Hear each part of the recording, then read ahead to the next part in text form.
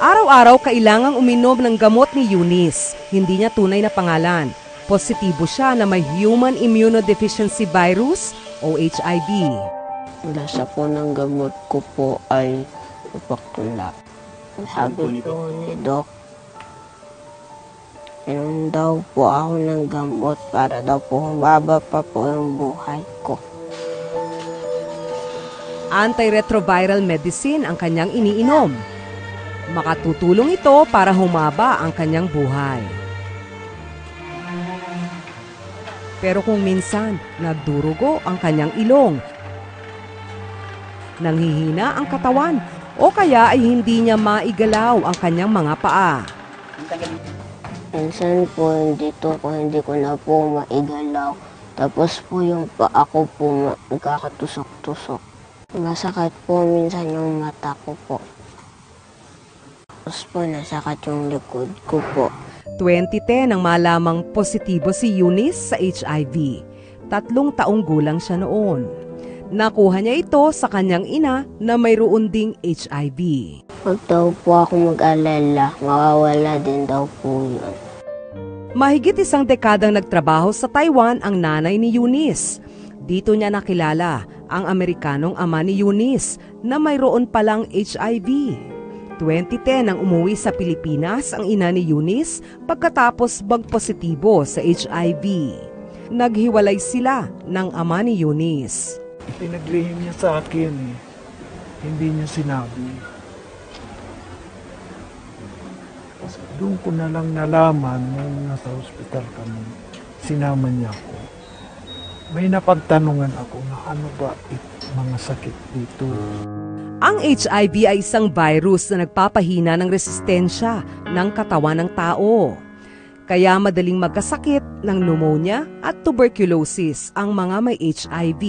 Meron tayong mga tinatawag na soldiers na lumalaban sa mga anong uri man ng infeksyon. Sa HIV, bali wala nang silbi itong mga soldiers natin.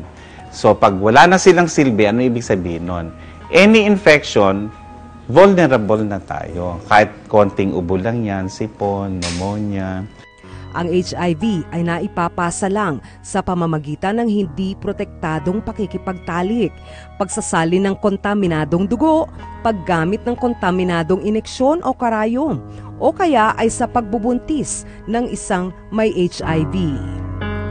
Sa pinakahuling datos ng Department of Health mula Enero hanggang Hunyo ngayong taon, 11 kaso na ng HIV ang naipasa sa pamamagitan ng pagbubuntis. Hindi naman lahat ng baby na pinanganak sa isang infected mother magkakaroon ng HIV. Hulyo ng taong ito, namatay ang ina ni Eunice dahil sa pneumonia. Nasabihan ko po siya ng huwag po siya mag-alala kasi po gagaling din po siya. Po, sinasabihan ko pa po siya ng I love you, Mama. Bago mamatay ang kanyang ina, sinabi niya kay Eunice na mayroon siyang HIV. Hindi niya alam kung ano ang sakit na ito, kahit paminsan 1 buwan ay nasa ospital siya. Alam ko po sa sakit ko, sakit po sa puso.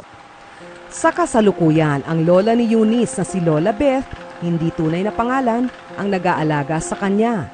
Pinapayuhan siya ng mga doktor para unti-unti niyang maintindihan ang kanyang sakit.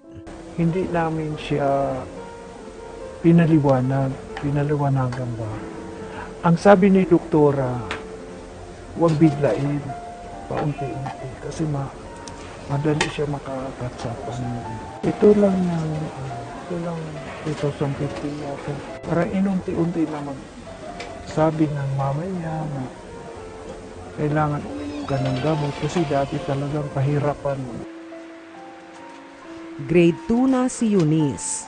Ang paborito ko pong subject ay math at English. Kaya po, isa po ako sa mga ilalaban sa math bukas po.